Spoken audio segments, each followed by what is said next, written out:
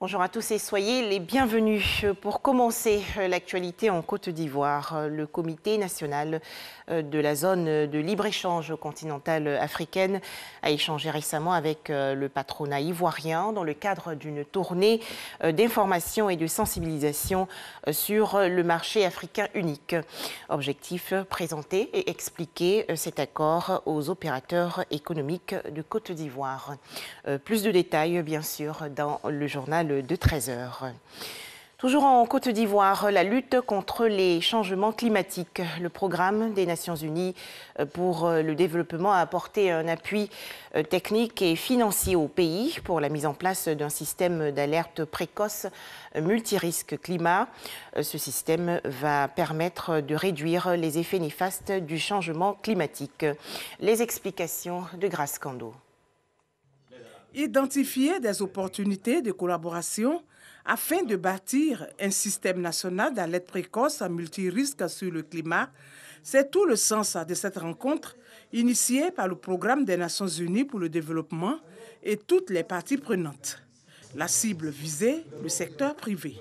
Le gouvernement s'est engagé à mettre en place un système national d'alerte précoce multirisque basé sur le climat. C'est très important et le PNUD accompagne cette action du gouvernement. Mais il faut également que la société civile, le secteur privé, tous les partenaires se sentent concernés par la question. Il est bon de mettre en place un système qui nous permette de faire de la prévention et d'être alertés suffisamment à temps, de manière à ce que lorsque un phénomène se produit, on puisse anticiper plus ou moins soit les déplacements de population, soit aussi le changement d'activité ou la mise en place de systèmes de protection. Le projet de prévision et d'alerte précoce multirisque climat figure parmi les priorités identifiées par le programme d'investissement du Fonds vert pour le climat. Vous êtes des acteurs clés de la lutte contre les changements climatiques. Votre engagement est une priorité pour cet important projet dont l'objectif final est la réduction des gaz à effet de serre dus au changement climatique.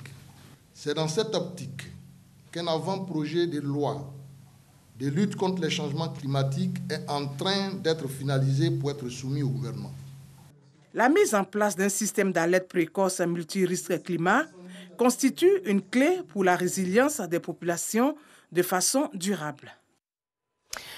Tiasalé, dans la région sud du pays, le ministère de la Santé, de l'Hygiène publique et de la couverture maladie universelle a lancé récemment une campagne de supplémentation en vitamine A et des séances de déparasitage chez les enfants de 6 à 59 mois. Objectif, protéger ces jeunes enfants contre l'anémie et renforcer leur système immunitaire. En image, l'actualité hors de chez nous, le président sud-africain Cyril Ramaphosa a annoncé hier de nouvelles restrictions dans son pays pour faire face à la forte hausse des contaminations au coronavirus provoquées par le variant Delta. Pays le plus touché du continent africain, l'Afrique du Sud compte 1,9 million de personnes atteintes par le coronavirus, dont 59 900 qui en sont décédés pour une population estimée à 58 millions d'habitants. Élection régionale en France, le parti du président Emmanuel Macron, La République En Marche, n'a remporté aucune région. À noter une forte abstention, 66% des Français ne sont pas allés voter.